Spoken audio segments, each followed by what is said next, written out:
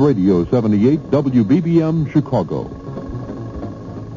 The CBS Radio Mystery Theater presents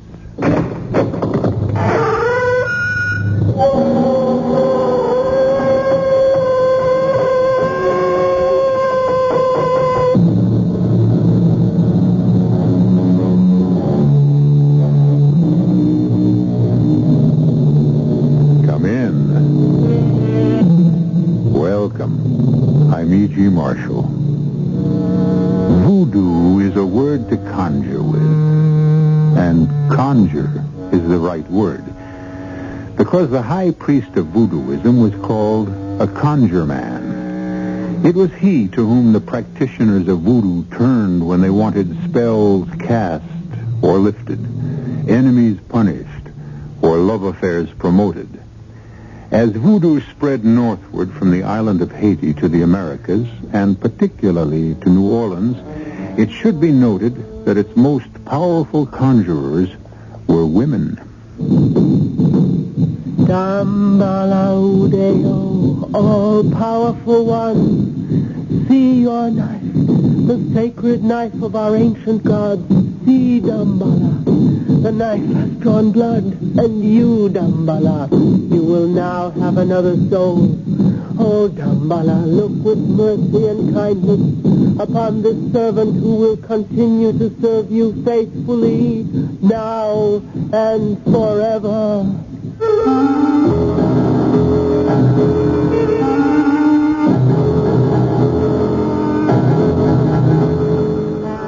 Our mystery drama, The House of the Voodoo Queen, was written especially for the Mystery Theater by Murray Burnett and stars Jordan Charney and Joan Loring. It is sponsored in part by Buick Motor Division and Anheuser-Busch Incorporated, Brewers of Budweiser. I'll be back shortly with Act One. If you take a look at the 1975 cars, you'll notice a European influence. And there are some new American cars that rival the Europeans, one being Buick's new Skylark SR, with its touring car interior and spirited little V6 engine. But don't think of the Skylark SR as a European tourer. We're proud of the fact that it's a Buick. You will be, too. Buick, dedicated to the free spirit in just about everyone.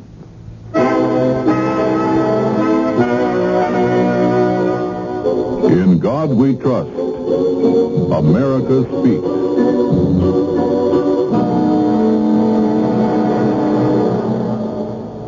George Washington remarked during the Constitutional Convention, "Let us raise a standard to which the wise and honest can repair. The event is in the hands of God." Presented by the Catholic Communications Foundation.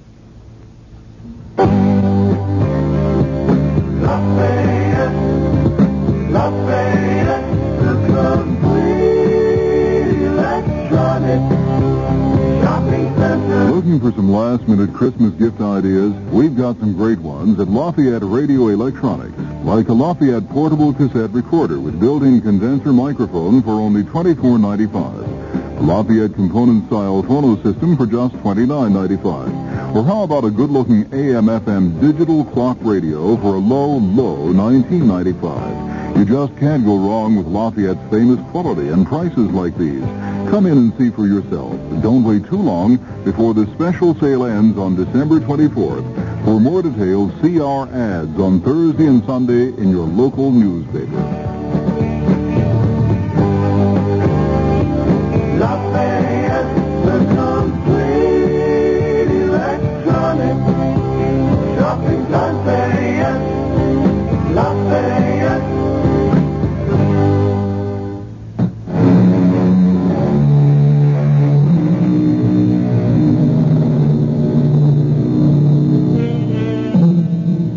All of us have pictured in our imagination the perfect dream house. The castle in Spain, or the little cottage on the mountaintop overlooking that blue lake in the Green Valley. But few of us are ever fortunate enough to have our dream come true. Douglas and Helen Fenton were two young people who had that good fortune. And as we first meet them, they're having the happy experience of being shown through their perfect house in New Orleans, which they've acquired through the death of an uncle Douglas Fenton never knew existed. And this was used as a music room in the old days. Oh, I can just see it. Can't you, Doug? It's a beautiful room, nice and sunny. I think I have given you a thorough tour of your new home, and unless you have any questions, I should be getting back to the office. I promise you'll be our first dinner guest. Won't he, Doug? Oh, you bet. There are still a lot of questions I have about Uncle Timmy that I'll want answered. I am at your service. Good day, and good luck, and good health. Don't bother, Mr. Fenton. I know the way out. Oh, Doug, I'm so happy. I just love this house. Wait till you see what I do with it. What was that? The movers? Don't be silly, darling. They left hours ago. Remember? Probably something fell. It sounded like something falling.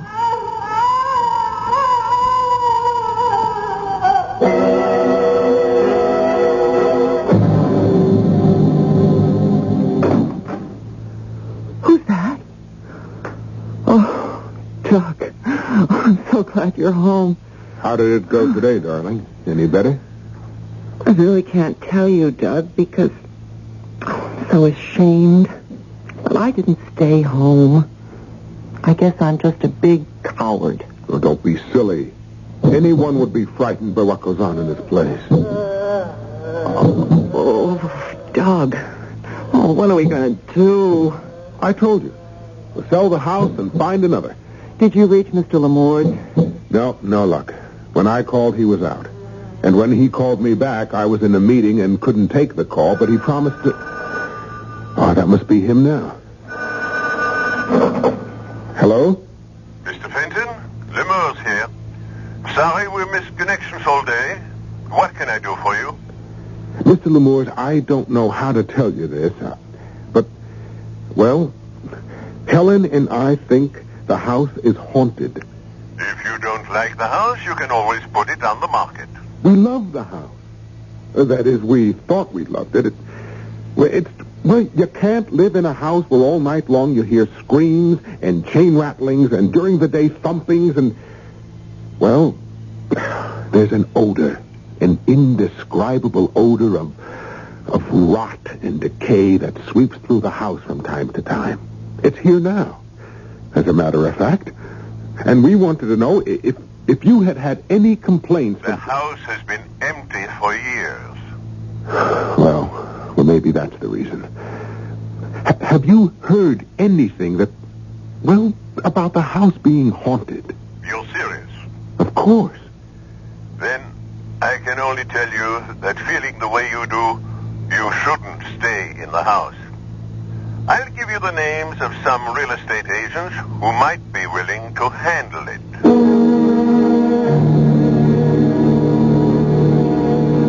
Have a seat, Mrs. Fenton. Tell me how I can help you. Well, we have a house we'd like to put on the market. Well, of course. Would you give me the location? It's in an old neighborhood. 66 Delacorte Street. Yes, I know the house. I thought it was vacant. Well, we just moved in.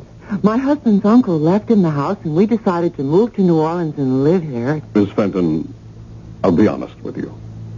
The house has a bad reputation. I don't understand. I think you do.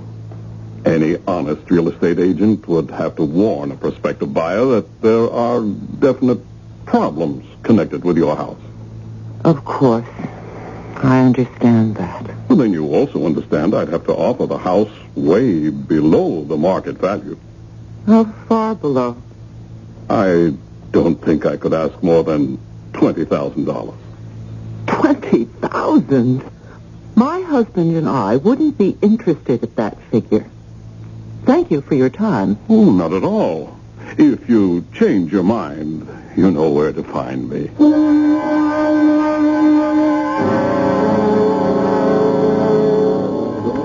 Now, how How can a pretty girl look so unhappy after a dinner like this? When the girl is thinking of going home to a house that scares her and that no real estate agent wants to handle. Relax. Look, we'll put an ad in all the papers and sell it ourselves. You know, it might be better that way. We save a commission.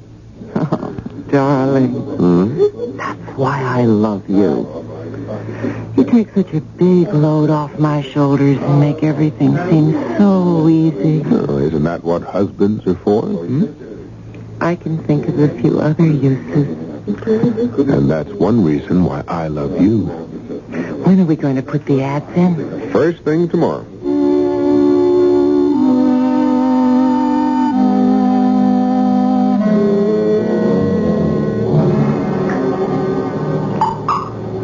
Doug.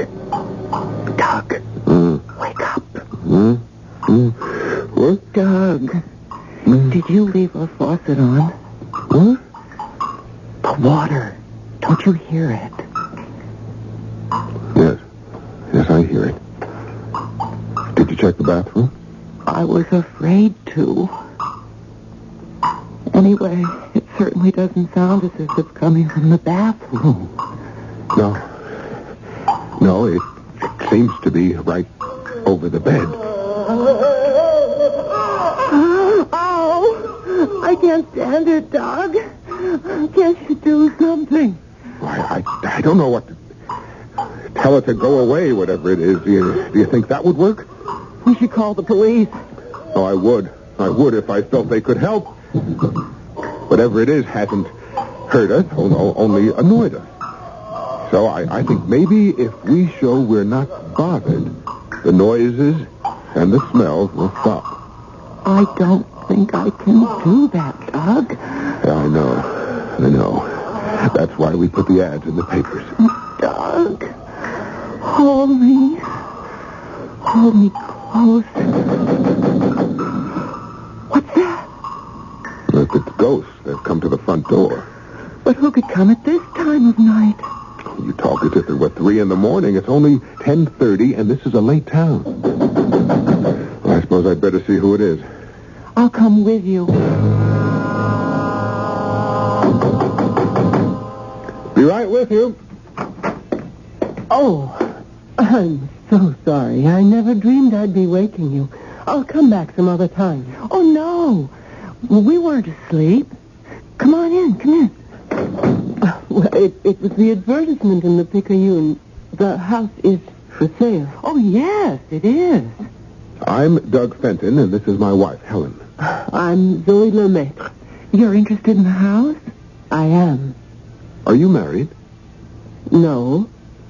I'm quite alone. But this is a large house. The ad described how many... Darling, I'm sure Miss Lemaitre knows how large the house is. She's interested. I know the house is large, but I'm hooked on antiquities. I think before we actually get down to business, I should tell you. I know all about the reputation this house has in this city. You do? I do. And you still want to buy it? If I can afford it. And I think that the only way you're going to dispose of it is to sell it very cheaply. Miss Lemaitre, just how cheaply are you thinking? Or aren't you prepared to make an offer? Oh, I'm not only prepared. I brought this certified check along. You've made up your mind. Here it is. Oh, wow. Nancy? $7,800. Why, that's just a fair offer, considering the reputation of the house.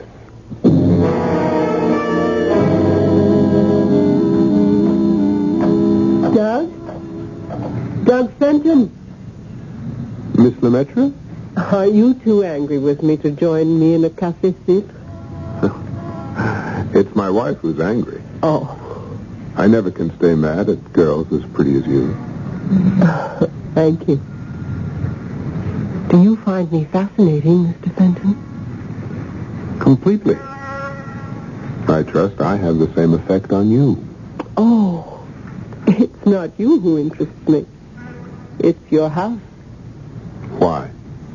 I can't tell you. Everyone in this town seems to know what's wrong with my house except Helen and me. They know there's something wrong. That's all they know. Oh, and you know more, beautiful Zoe. Ah, yes. Behind those beautiful green eyes lies secret. And your attitude is one reason why I can't tell you.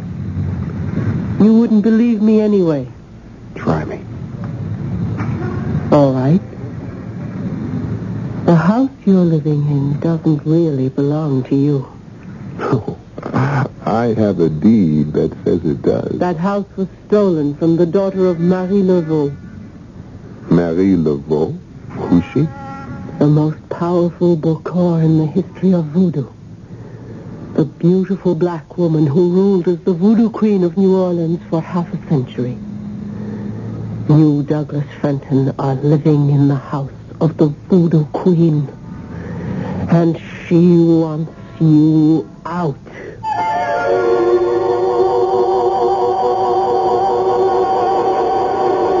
When a landlord wants to evict a tenant, the tenant can always take his case to court. But when the fanciful notion is advanced that the landlord is really a voodoo queen who lived back in the 19th century, that tenant has a problem. I'll be back shortly with a terrifying solution found by Doug Fenton in Act 2. Ever see a beer drinker pour his beer real easy down the side of the glass? Maybe you do it yourself. If so, the Budweiser brewmaster thinks you're missing something, especially if you're a Budweiser drinker. You see, Bud is brewed, so it will kick up a healthy head of foam. Exclusive beechwood aging and natural carbonation make it a lively brew. Well, anyway, pouring Bud plunk down the middle of the glass helps bring out the best in that clean white Budweiser foam and real beer aroma. It also helps you get the full benefit of a taste, smoothness, and drinkability you'll find in no other beer at any price. Remember, brewing beer right does make a difference. Next time, pour that Budweiser right down the middle and see for yourself. Anheuser-Busch, St. Louis. Spencer's just received men's suits from 3 fine Chicago stores. These brands are included: 3G's, Eagle, Petrocelli, Hart, Schaffner, Marks, and Worsted Tex. They are ticketed from $69.95 to $120. We are offering them at $17.99, none or higher. The total garments now at Spencer's is over $6,700, and it includes $39.95 to $120 men's suits, sport coats, simulated leather and man-made fur coats, zip-lined and all-weather coats, heavy parkas and overcoats, worth $39.95 to $120, now only $17.99. None higher. No salesman will raise you up. You cannot pay more than $17.99. Often stores advertise certain items, and when you arrive at the store, you are shown a few at the advertised price and are told that you would be better pleased if you spent twice the amount to take a better garment. At Spencer's, every garment is $17.99. No salesman will raise you up. Spencer's, 322 North Michigan Avenue, Chicago. For suburban stores, phone 263-4700. Sunday, 10 a.m. to 6 p.m., 10 a.m. to 9 p.m. all next week.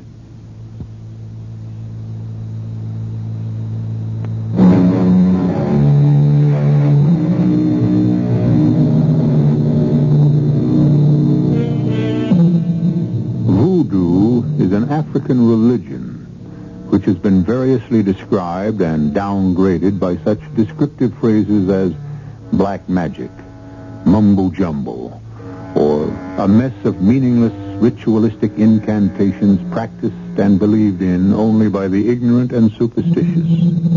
Nevertheless, it survives. Douglas Fenton has been told that voodoo presents a very real and serious threat to his living in a house he inherited in New Orleans. But Douglas Fenton is a skeptic.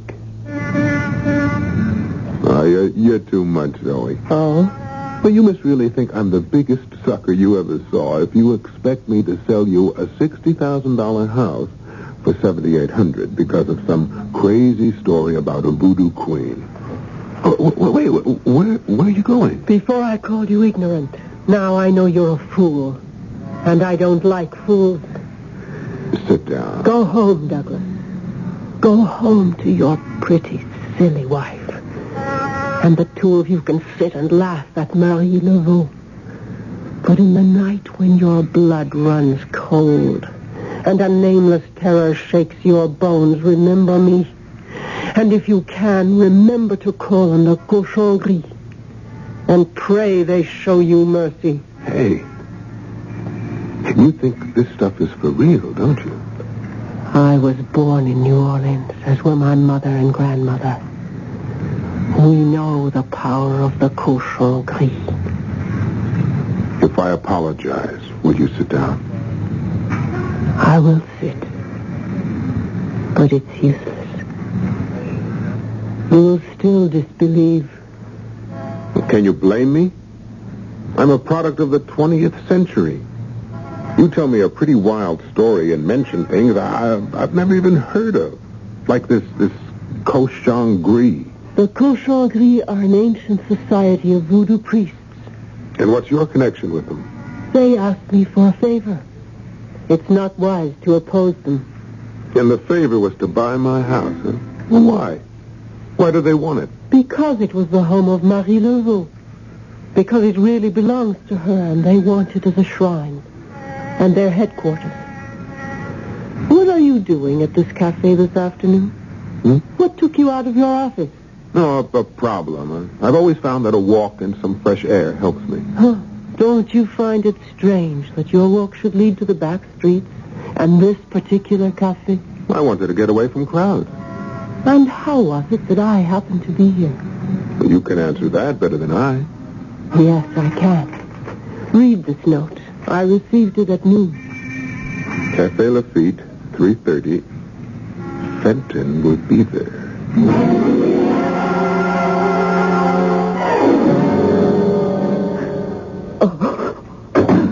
Helen? Helen, darling? Helen, what's the matter? Oh, Doc. I'm so glad you're home. So glad. Look there on the floor. What the devil is it? What does it look like? Like a chicken that has had its neck wrung. That's what it is. I found it on our doorstep. Along with the chicken, I found this.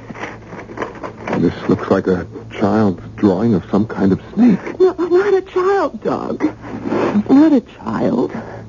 According to the police, these are voodoo symbols. Have you ever heard of voodoo? Strange that you should mention that. I had a crash course earlier today. What? The girl who came here to buy our house, I ran into her today at a sidewalk cafe. She seemed to know a lot about it. She told me... Yes? No, it's not important. What did the police say? Well, these were voodoo symbols, that they may be the work of a prankster, or it might be a believer. And someone who thinks voodoo magic actually works. Someone with a grudge against us. The cochon gris.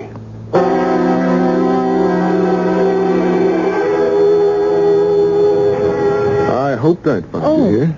Why, Mr. Fenton, what a surprise. Look, don't try to put me on. You probably have a piece of paper on you somewhere that reads Café Lafitte, 822. Fenton will be there. Oh, you're really rather charming, you know, Doug. Well, I try. Particularly when someone looks like you.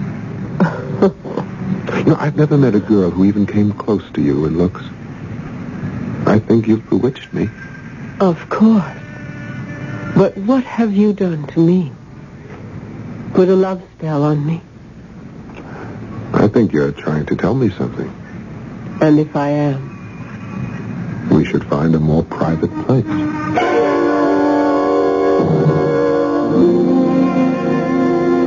I shouldn't tell you this. Oh, Doug, darling, I never felt like this before in my life. Never with anyone. Oh, you're a beautiful liar. But I love to hear it. I mean it, Doug. Oh, you're an astonishing girl. Really? We've been here for 2 hours, and you've never once mentioned my wife. Oh. Should I have? Let's just say it's unusual. Oh. You're an experienced adulterer. Ouch. Now, why did I bring her name up? I don't know. I do. It's because I'm worried about the things she finds on our doorstep. What sort of things? Well, a chicken with its neck wrung. A piece of cardboard with a crudely drawn snake. Oh, yes, that means something to you, doesn't it? Spells.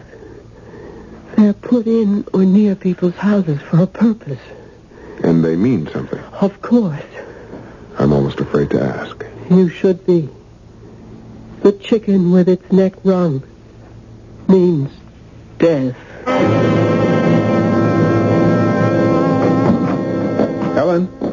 Helen, are you all right? Yes, Doug, darling, I'm fine. Oh. Well, how was today, huh? I mean, Well, if you mean, were there any other little presents left on our doorstep? No. Well, that's good news. Maybe they've stopped. I won't complain. After all, you're home early tonight. What does that mean? Oh, nothing, really.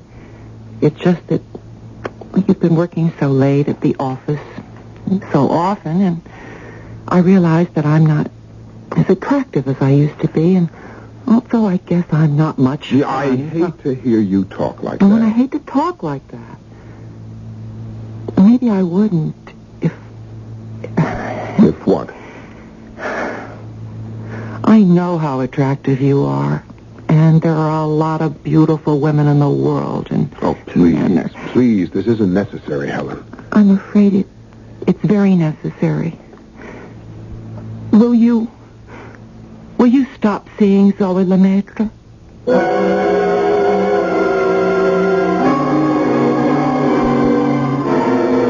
I'm as mad as anyone can get and still not commit murder.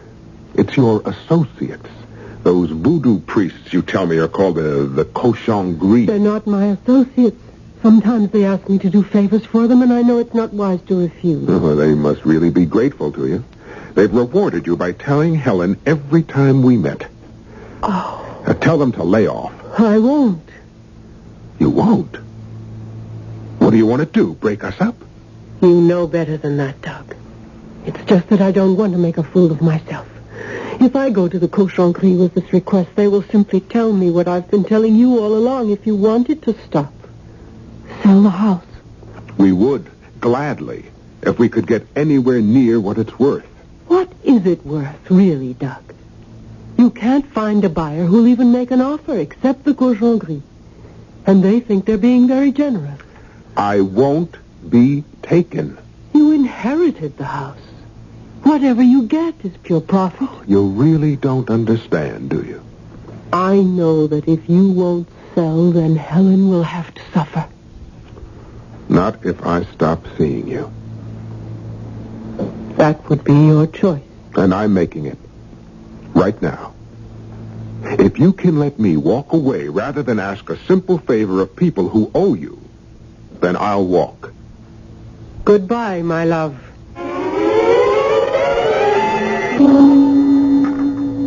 Have I told you it's nice having you home for dinners again? You have? You're bored with me. No. With myself. And you're going to have me home a lot more from now on. That's very good news. I'm not so sure about that. I've lost my job. You're kidding. I wish I were. But they called me in yesterday with all sorts of excuses about cutbacks and economies and... Well, I'm out. I was the last man in, and now I'm the first man out. Let's sell the house and get out of New Orleans. Oh, Doug, don't you see? It will be wonderful. We'll be starting all over again.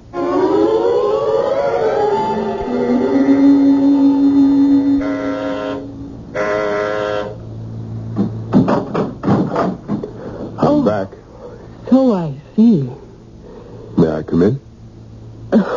happened to your key? I threw it away so I wouldn't be tempted to use it. But I couldn't stay away. I'm glad. Did you miss me? Oh, Doug. Oh, Zoe. Zoe, my love, my darling. You don't know how much I missed hearing those words the last 2 weeks. Yeah, well, I'm afraid you're going to miss them a lot more. What? I've lost my job, and Helen's at me to sell the house and get away from this city. And, incidentally, you. Oh. She no longer cares how little we get for it. She's completely fed up. And you, Doug? Well, it's very tough to put up a decent argument for staying. If you could, would you stay? How can I stay without money? If it's money that separates us, you don't have to say goodbye at all. Excuse me, love. I didn't know I was talking to a wealthy plantation owner. I only meant I might be able to get you all the money you want. The only friends I know you have are the tightwad cochon gris who only want to pay a $7,800 for a $60,000 house. They've been known to put a higher price on other things. Like what? Souls. You know, you're really too much with that voodoo business. If there were anything to it, which you know I don't believe for a minute, I'd have to be crazy to be willing to sell my soul. I didn't mention your soul, did I? I can't sell what I don't own, and as far as I know, I only have one soul. There are others you can pledge. Other souls you can speak for. Would you care to put a name to that soul? Anyone near and dear to you. Like Helen. She would be one. Oh, I don't know whether to laugh or just walk out of here. I'd never hurt you, Tom. I mean, just what kind of a man do you think I am? A man I can love. Love? That word sounds very strange on your lips. The same lips that can talk about me selling my wife's soul. Oh, go away. You're just like everyone else, crying about not having any money and not willing to pay the price for getting all you want, everything you want, including me.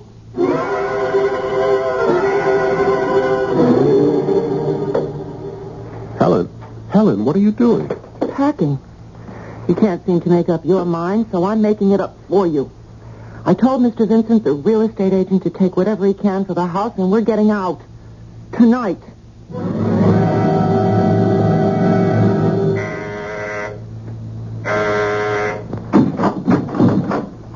Oh, I've been expecting you.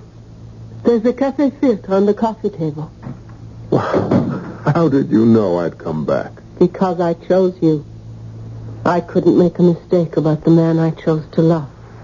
Well, when you stop patting yourself on the back, I'd better tell you that the only reason I'm back is because I don't believe any of this voodoo stuff.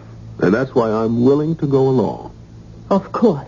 And to prove it, I'm not going to make any deal where I have to shoot, stab, poison, or in any way do anything that's going to cause physical harm to Helen. No one's going to ask that of you. All that's required is this knife and your blood.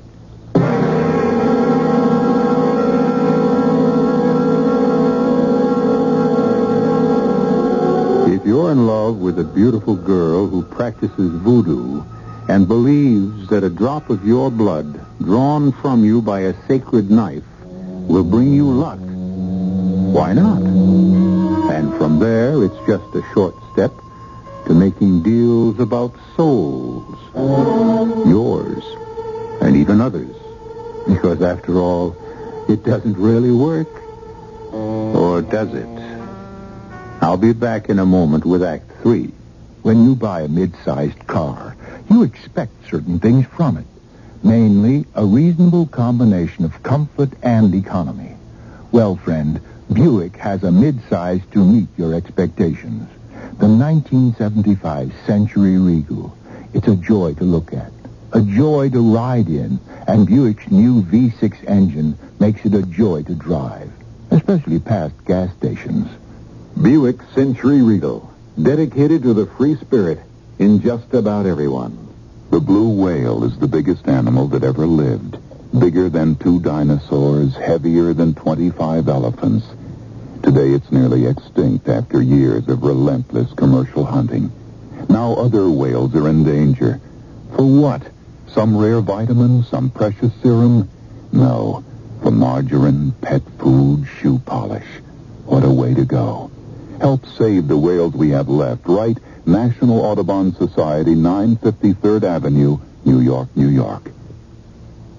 Did you know that more children die from being hit by automobiles than from any other cause? 10,000 pedestrians and cyclists are killed, and another 500,000 are injured in our country every year. And most of these casualties happen to children, especially after dark. There is something to keep your children safer after dark. A safety kit of hot dots, reflective stick-ons that give off a blast of light. Drivers can see them from 600 feet away. Protect your children at night and on dark school mornings. Stick hot dots on bicycles, clothing, books, lunch boxes. Get your hot dots kit free at Northwest Federal Savings, 1 block west of Cicero Avenue on Irving Park Road, or in Des Plaines on Dempster Street, just east of the Tri-State Tollway. But hurry, our supply is limited. A message from Northwest Federal Savings to help keep your children safer after dark. This is WBBM, Chicago News Radio 78.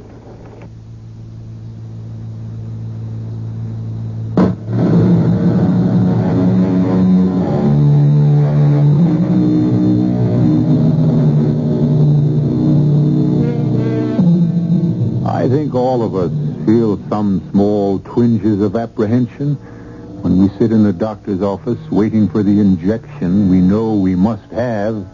But how do you describe the feelings of a young man sitting opposite a girl he adores, who is wielding a ceremonial knife preparatory to drawing some blood?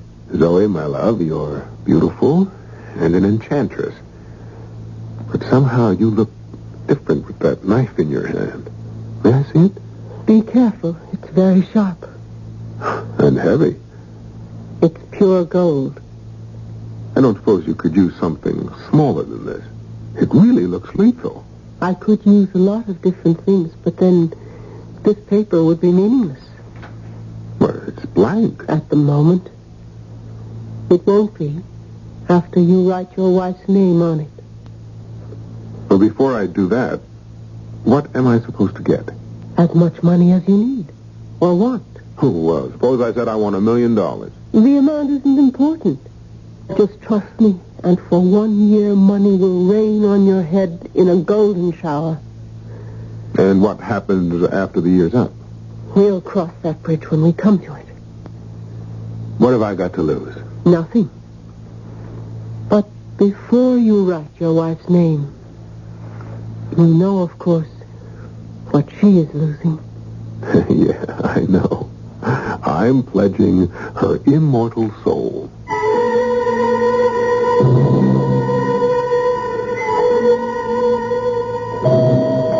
How is she, Doctor? I'm afraid I don't have very good news for you, Mr. Fenton. Haven't you found out yet what's wrong? The tests are inconclusive, and none of the medication we've been giving her seems to be able to help. Well, what is it? Is it a bug or a virus? We just don't know. She's been asking for you. Helen? Helen? I'm here. Oh, Doc. You didn't have any trouble getting away from the office? I keep telling you, darling, I'm my own boss now. And if things keep going the way they are, I may even turn out to be a tycoon. I'm dying, Doc. Now, Helen, please, now, you mustn't even... It's all right. You mustn't feel badly. The way things went since we came to New Orleans, I'm beginning to think that death might be the best thing for me. Helen, I don't want you to talk that way. Doc, I want you to promise me one thing. Just one thing, please. Anything. When I die... Please, now, will you stop talking about dying? Please, Doc, listen to me. You must get out of that house. Get rid of it. Promise me, Doug. You'll never set foot again in that horrible house. Oh, delicious. I do adore champagne. Well, when are we going to make it all legal? You mean with a wedding and everything like that? Oh, and what a wedding. What a reception. And what a honeymoon. The biggest, most expensive. Helen's been dead only 3 months. Not a very long period of mourning. Who says? A lot of people. Nasty, gossipy people. Dull, stodgy people. Who cares about them? Or what they say to your business associates. What can they say? That you became very rich very suddenly, that your wife died mysteriously, that I'm a witch, and that perhaps people should be careful about doing business with you. No, yes. I'd almost forgotten. It's all because of that voodoo group you fool around with, You'll have to admit that everything happened after we went through the ceremony they told me to perform.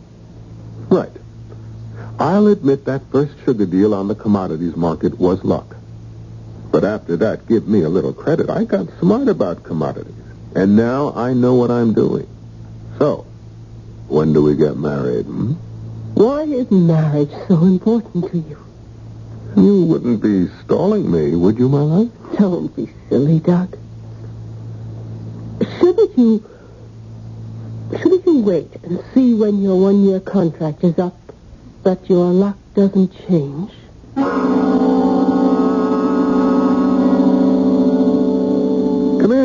Come in, Lamore. Sit down. Your offices are most impressive, Fenton. Most impressive. You said that you wanted to see me on a matter of utmost urgency. That's right. First, I owe you an apology. For what? For my cowardice. I don't know what you're talking about. The facts about your uncle's house, which I knew and withheld from you deliberately. No. Forget it. I'm out of the house, and you have nothing to reproach yourself for. I had heard you sold the house, and I also know the price. That suggested to me that you still had your reasons for it. I just didn't want the trouble of looking around for buyers. I grabbed the first offer I got. From Miss Lemaitre. Something wrong with that? I will be brief. I didn't tell you and your wife the history of the house because I was afraid of the cochon gris, afraid of the power of voodoo. Fenton, you're in danger. Me? Yes. How did your wife die? Some unknown virus? Some kind of fluke, the doctor said. Don't you think that's strange? An unknown disease in this day and age? Look, Lamore, you can believe what you want, but leave me out. I can't. Because of your relationship with Miss Lemaitre. I beg of you one favor. Tonight, come with me and meet Louis Castin. It may be your only chance to save yourself. I don't feel any need for salvation. Now, if you've heard of Louis? Never. Louis Castin is a 90-year-old Cajun who's lived all his life in the bayous. He knows more about voodoo than any other human being. What are you doing? Helping you out of my office since you won't leave when I ask you to. I'll gladly go if you'll tell me you haven't let her talk you into making some kind of silly bargain. Why did you say that? So you have.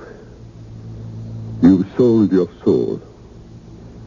Fenton, for the love of God, come with me to the bayou tonight.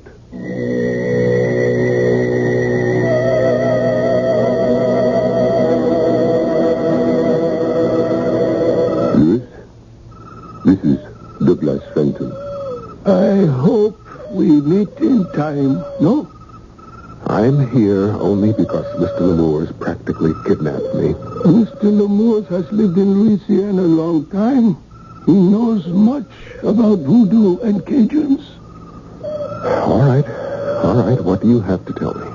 First, you tell me what you have done with the Bokor. What the devil is a Bokor? A very bad person. One who knows the darkest secrets of voodoo and uses them for evil ends. one who is pledged to Damballa Udeo, the great snake god. This all sounds like something out of the Middle Ages. No, Mr. Fenton. It is much older than that. Have you ever seen a knife like this? Maybe. I don't know. I've seen a lot of knives. But one like this you would remember, no? A pure gold knife with these writings. Well, what if I have? If you have only seen it, Mr. Fenton, that is well. But if it has drawn your blood, that is very bad. How come you know so much about all this voodoo ritual? I had a wife. I loved her much, yes. She loved other things more. She sold my soul, Mr. Fenton, sold my soul to Damballa Udeo. I found her just in time, and I defeated her. And her Boko. But I paid a price. I cannot use my limbs. You see, Mr. Fenton, I must sit here until the end. But Damballa Udeo and I, we will fight, you understand? And that's why you brought me here, Lamont, huh? Because you think I've fallen somehow under the spell of... The Boko Zoe le Maître. We are going to be married. When? We haven't set the date, but she has agreed to marry me. She will not marry you. If, as I believe, she is Boko, she will want to destroy you and take your soul. She will never marry. I know you're wrong. But, well, as long as I came here, what must I do if you're right? She must follow the ritual for the sacrifice. She will ask you to perform some ancient marriage rite to strengthen the vows. It will be a powerful voodoo, and she will need a drug. And she will ask you to drink. If you drink, nothing can save you. If she does ask me to go through the ceremony, is there anything I can do? You can use this knife. I give it to you. The gold knife. It is easily concealed in your clothing, as you see. And you will use it. But I thought you said that this knife could only be used by a Bokor. Oh, on a Bokor. Where were you last night, my love? You're not the only one who's jealous, you know. You never have to worry about me. You should know by now that I'm yours, my love, for life. Zoe, are we going to get married? Of course. When? Whenever you like. You mean that? You really mean that? You set the date. Today? Oh, really, Doc. You've got to give a girl a chance to get ready. All right. Well, how about Saturday? Saturday. Saturday sounds lovely. There's just one silly favor I'd like to ask. Oh, anything. What? Before the real wedding, with the minister and everything. I know it's superstitious, but you know you're Zoe. I just wouldn't feel that we were truly married unless we went through a little native ceremony that my family has observed in every marriage. A native ceremony? It's nothing, really. Just the two of us before an ancient altar. I know you'll think it's nonsense, but it means so much to me. So much that I don't think I can marry you unless you go through with it.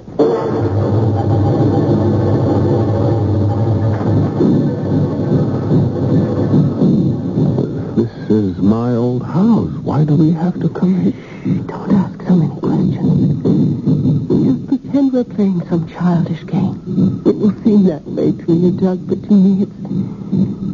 well, the way we've always done things.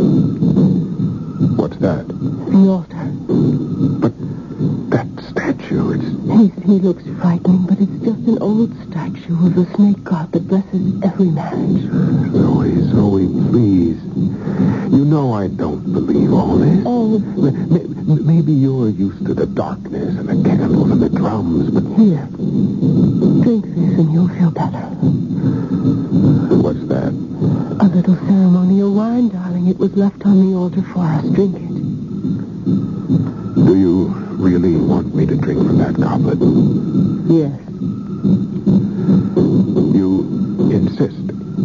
Darling, it's the only way. You will drink from me. If you come into my arms and hold the goblet to my lips. Now who's acting childish? It's the only way. All right. Here, dearest. Drink. Doug, you're holding me too tight. Doug, the knife. No. Doug, help me.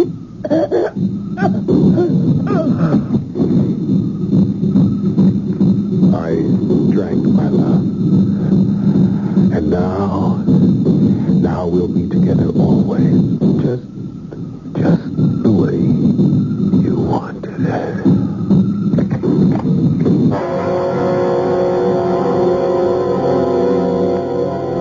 A friend of mine told me the story of an investigative reporter who penetrated some real voodoo ceremonies and photographed the strictly forbidden rites. The pictures somehow were ruined in development, and the journalist developed an unfortunate tic. His right hand, the hand that operates the camera, now moved ceaselessly in the air, completely out of control. The doctors diagnose it as a nervous disorder. But of course, they don't practice voodoo. I'll be back in a moment.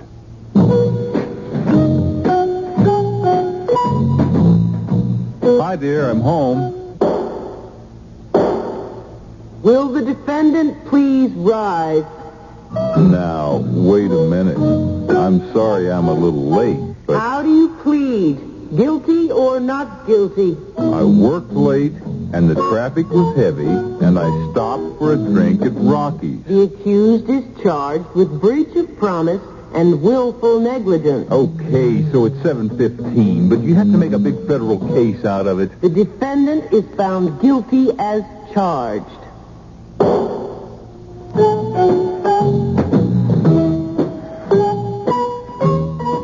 Close the court at your house. Cancel the trials. Stop appointing each other as both judge and jury. Hear where the other is and work through the hassles together. And forgive a little, as God forgives a lot. A nudge toward respecting others from the Mennonite churches.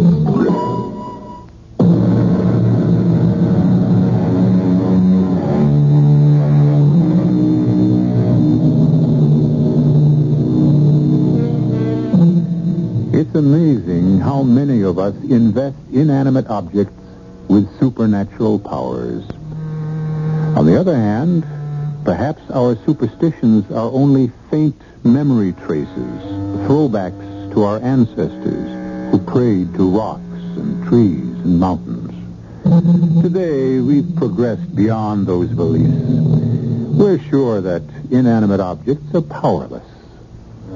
On the other hand, we're told that nothing is sure except death and taxes. And, of course, the fact I'll be here tomorrow. Our cast included Joan Loring, Jordan Charney, Rene Roy, Dan Ocko, and Gilbert Mack. The entire production was under the direction of Himan Brown. And now, a preview of our next tale. After last night and today, I'm taking no chances. Maybe with your superior intelligence, you have no worries about our abortive attempt at Satanism. But I have. Look, I was the victim, and since a crack on the head denied me any knowledge of what happened, I'm only hoping you can give me the straight goods. The straight goods. A peculiarly inept term for what we are engaged in, my brother in Satan. Damn it, it's not a deal in semantics, Anthem. Now, what happened after I summoned up the fiend? I mean, how did you escape, and how could I have been harmed? As long as I was safe in the magic triangle within the circle. I warned you to keep your feet still. If you touch any part of the circle itself or the triangle within it, you are at the mercy of all the devils in hell. Radio Mystery Theater was sponsored in part by Anheuser-Busch Incorporated, Brewers of Budweiser, and Buick Motor Division. This is E.G. Marshall inviting you to return to our Mystery Theater for another adventure in the macabre. Until next time, pleasant dreams.